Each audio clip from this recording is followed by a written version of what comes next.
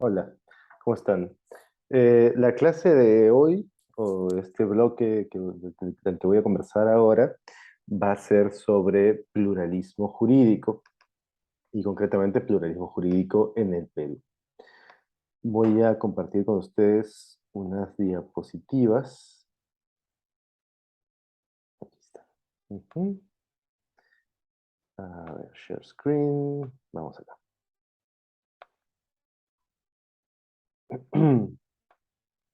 Ya está, pluralismo jurídico. A ver, primero el concepto básico de pluralismo jurídico. ¿Qué significa pluralismo jurídico? Significa que en un solo territorio, en un solo espacio geopolítico, hay más de un sistema normativo vigente, hay más de un derecho. Es decir, en un mismo territorio no solamente está el derecho del Estado, sino también está el derecho de las rondas campesinas o el derecho de las comunidades campesinas y comunidades nativas o pueblos indígenas. Es decir, en un mismo espacio geopolítico hay más de un ordenamiento jurídico. Y eso significa que no solamente el derecho del Estado esté allí. Acordémonos cómo se crea el derecho del Estado a través de las fuentes de derecho. Mini repaso de las clases que ustedes han tenido de introducción a ciencias jurídicas, de la teoría general del derecho. El derecho se crea a través de determinadas fuentes. No es que una persona cualquiera puede decir, a partir de ahora la regla jurídica es que todos caminemos con las dos manos hacia adelante. No, sino que existen mecanismos para la creación de derechos. La Constitución es la fuente, digamos, la Constitución es la norma más alta jerárquicamente en el ordenamiento y se crea a través del poder constituyente. Bajemos ahora a las siguientes escalas de esta pirámide kelseniana, o esta pirámide de la escuela vienesa, sobre jerarquía de las normas. Arriba, la Constitución y también, obviamente, las sentencias que interpretan la Constitución, que tienen también un rango constitucional. Las sentencias entonces del Tribunal Constitucional. En el rango de primero, en la cúspide de esta pirámide, están la Constitución, las sentencias del Tribunal Constitucional y las otras normas que tengan rango constitucional. Pueden ser los tratados de derechos humanos, por ejemplo. Todo eso está en la parte de arriba. Luego, hay un casillero sobre normas de rango legal. La principal norma de rango legal es la ley. La ley es la principal y esta ley se crea a través del Congreso. En fuentes de derecho, en este casillero de normas legales, la ley, los decretos supremos, perdón, los decretos de urgencia, los decretos supremos, los decretos, no, perdón, la ley, los decretos legislativos, los decretos de urgencia están a rango legal. Los decretos leyes también están en el rango legal. Las ordenanzas tienen rango legal. Lo que se llama el reglamento del Congreso tiene rango legal. Las leyes orgánicas tienen rango legal. Todo lo que está a nivel en ese casillero son las normas con rango legal y tienen diferentes mecanismos de creación. Si es la ley, lo crea el Congreso. Si es un decreto legislativo, lo crea el Ejecutivo previa delegación del Congreso. Si es un decreto de urgencia, esas normas las crea el Ejecutivo con determinadas condiciones, evidentemente. Si es un decreto ley, esos en gobiernos dictatoriales, gobiernos que no tienen un parlamento, están cerrados los parlamentos, entonces lo crea solamente el Ejecutivo. Las ordenanzas las crean las municipalidades, etcétera, los gobiernos locales o regionales. Entonces tenemos en ese casillero las normas de rango legal. Y finalmente, en el rango del reglamentario tenemos otras fuentes, otras normas también, ¿no? Resoluciones supremas, resoluciones directorales, las resoluciones de no sé, cualquier cosa, de municipalidad, Indecopi, etcétera, cualquier cosa. La jurisprudencia entra en estos rangos. Ya vimos que en el rango constitucional está la jurisprudencia allí, la jurisprudencia constitucional, la jurisprudencia de la Corte Suprema, la jurisprudencia de la Corte Suprema, que es fuente de derecho, está en el rango, en el segundo casillero, cuando crea normas de rango legal.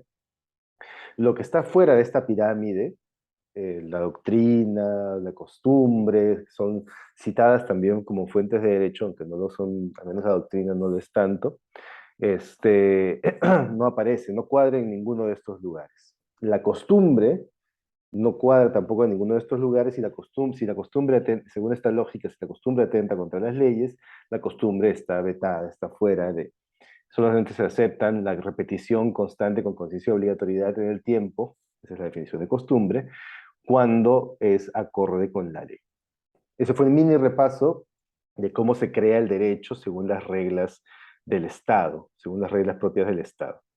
El, ese es principal derecho vigente, digamos. Ese es el principal derecho vigente, el derecho que se crea según estas reglas. Pero hay otros derechos que están vigentes también en un mismo territorio, que es el derecho de las rondas campesinas. El derecho de las rondas campesinas no pasa por este sistema de creación, tiene otras fuentes del derecho. Lo mismo el derecho aymara, el derecho quechua, el derecho de los diferentes pueblos y comunidades. Tienen otro sistema. Y ese derecho está permitido, es un derecho que está habilitado. Vimos en otra clase que el 149 de la OIT, el 149 de la Constitución, el convenio 169 de la OIT, permitían la justicia comunal. Esos otros saberes jurídicos están permitidos y conviven paralelamente con el derecho del Estado que se ha creado. Esto ya lo vimos en otra clase, cuáles son las fuentes normativas del pluralismo jurídico, el convenio 169 y la Constitución. Aquí tengo un mapa interesante, porque no pensemos que esto solamente es el caso peruano, sino es el caso de más o menos el 25% del mundo, en el 25, más o menos un poquito más. En gran parte del mundo está extendido y aceptado, legalizado, si queremos llamarlo, el pluralismo jurídico a través de la ratificación del convenio 169 de la OIT o a través de las propias constituciones. Vemos que en América Latina, casi toda América Latina está aceptado el pluralismo jurídico, en gran parte de África también está aceptado el pluralismo jurídico, incluso el convenio 169 de la OIT ha sido ratificado en Europa, entonces en Europa también hay una aceptación, aquí en India, Pakistán, Afganistán, son lugares donde se han aceptado el pluralismo jurídico, y también en las islas del Pacífico se han aceptado, varias islas del Pacífico se ha aceptado el pluralismo jurídico. Es decir, en varias partes del globo, esto de lo que estamos hablando es la regla, no es la excepción, sino la regla. Vayamos ahora al Perú, rápidamente, ¿no? En el Perú tenemos este bonito mapa que armó la ONAJUP, la Oficina Nacional de Justicia de Paz y Justicia Intercultural, para mostrar cuántas autoridades de los sistemas de justicia hay. En esta mapita faltan las rondas campesinas.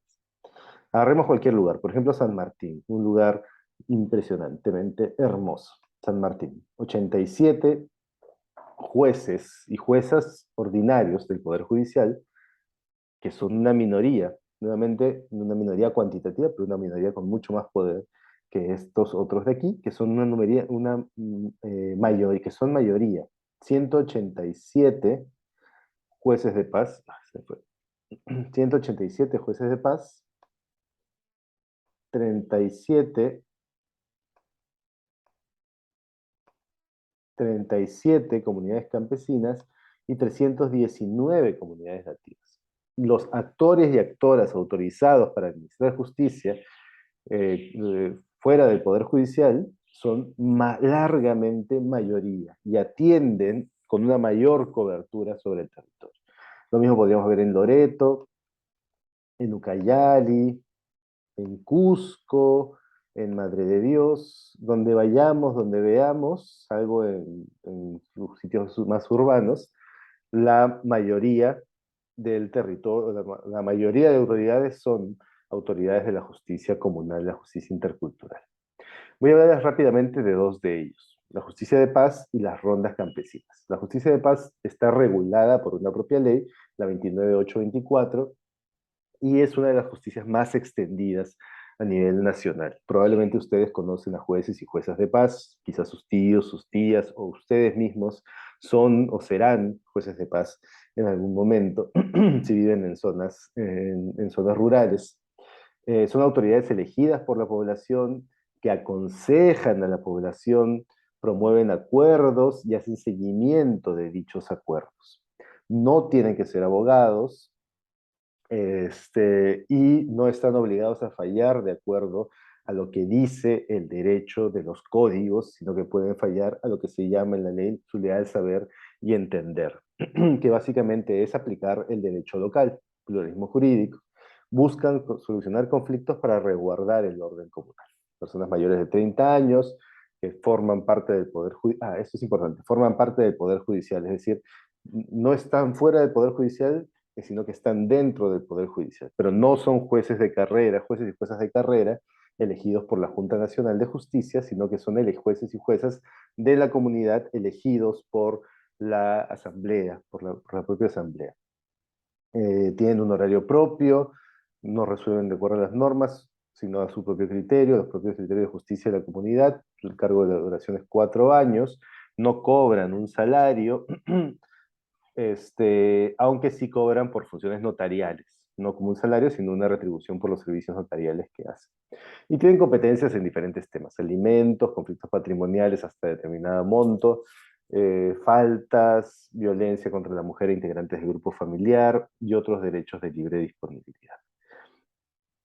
Eso rápidamente en cuanto a la justicia de paz, y recordar que la justicia de paz está extendida. Aquí tengo el dato de 3.125 jueces, perdón, 5.930 jueces y juezas de paz a nivel nacional, que es mucho más que los jueces que existen, los jueces y juezas del Poder Judicial. Ahora rapidito también con lo de las rondas campesinas, que es una institución grande, potente, y que convive con la justicia de paz, con la policía, convive con las comunidades campesinas, etcétera, en diferentes lugares. Es una experiencia que surge en los 70s en el norte del país, en Cajamarca, y tiene un lugar concreto de creación un 26 de diciembre, si no me equivoco, de 1976.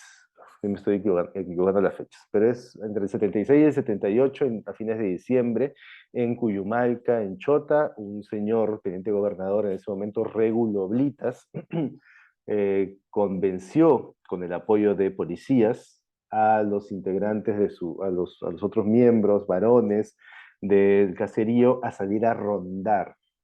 Y rondaron en ese momento policías, dos policías o tres policías con don Regulo Oblitas, que era teniente gobernador, y también otros integrantes del pueblo. Salieron a rondar, a proteger, porque ya había sucedido que habían robado en el colegio, habían robado constantemente en el caserío, y entonces era necesario generar unos mecanismos de defensa propios de la población.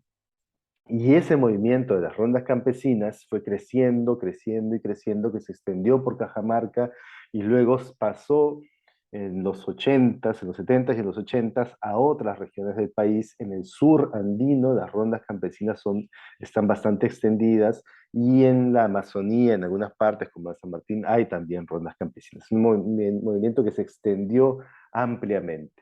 Y de acuerdo a lo que narra Gitlitz y narra otras personas, fue en su momento un movimiento fuerte que tuvo en los 90s, un momento en que la gente dejó de ir a rondar. Pasó de este crecimiento, expansión, a un momento en que bajó, un momento que se pone en la literatura como un momento de decadencia. Y que luego, posteriormente, hay una nueva renovación, una renovación del movimiento rondero, un crecimiento grande, a tal punto que incluso el presidente actual es un presidente rondero, con sus pros y sus contras, muestra lo fuerte que puede ser este movimiento, que incluso tiene a uno de sus integrantes como presidente. Y pasaba de temas, claro, de seguridad, ver que no o sea, ver que no roben, o evitar que roben, o perseguir a los ladrones y ver temas de seguridad, a ver temas de resolución de conflictos. O sea, ya no chapabas al ladrón y luego ya, bueno, ¿qué se hacía? ¿No? Cómo se procedía después? Pasó a temas de justicia, a resolver problemas en la comunidad, y posteriormente incluso a temas de gobierno. Digamos, las rondas campesinas han tenido un papel muy importante en asuntos que tienen que ver con la gestión del agua, en la protección de los territorios, sobre todo en Cajamarca, donde el movimiento rondero es bastante fuerte, pero también en algunos otros lugares. Y ha pasado también por un reconocimiento normativo.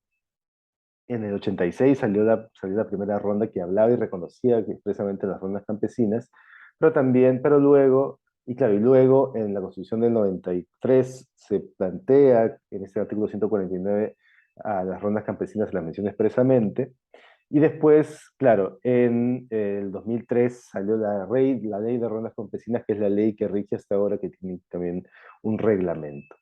Este, y hay otras normas que son importantes otras normas, no, otros documentos que son importantes para entender la regulación sobre las rondas campesinas. Les hablé en otro video sobre el acuerdo plenario 001-CJ 116, que se preguntó si las rondas autónomas pueden administrar justicia, ejercer funciones jurisdiccionales, y planteó este mismo documento algunos elementos importantes que tiene que haber en el ejercicio de la justicia rondera, que también se produce en la justicia de las comunidades campesinas, nativas y de pueblos indígenas, que hay un grupo humano, evidentemente, que es el que administra justicia, que hay un elemento orgánico, que este grupo humano no es un grupo desarticulado, sino que sea articulado mediante una organización, en este caso una organización rondera, que este grupo tenga un determinado sistema normativo con prácticas culturales jurídicas que se sientan con conciencia de obligatoriedad, por ejemplo, o que se defina derecho, como ellos plantean que se define derecho, y que se actúe dentro de un determinado territorio. Y planteó como límite los mismos límites que plantea la Constitución, que no se vulneren derechos fundamentales.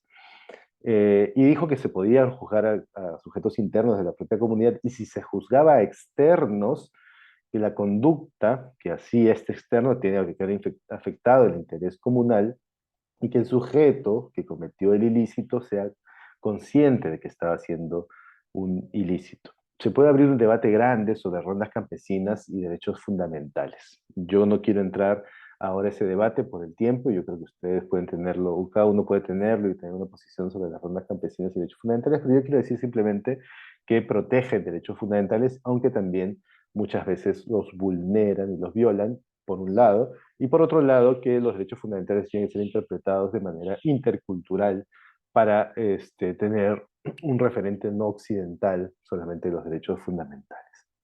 Finalmente, se han emitido sentencias también sobre el Tribunal Constitucional, aquí hay algunas de ellas, el caso Villar, que es un habeas corpus, el caso Celaya Riquelme, que es un proceso de amparo, el caso Ruiz Ríos, otro proceso de amparo, y también, bueno, y claro, y tenemos el expediente del caso Castillo Fernández, que es otro de los casos importantes recientes trabajados por el Tribunal Constitucional. Bueno, eso es todo sobre pluralismo jurídico. Muchas gracias.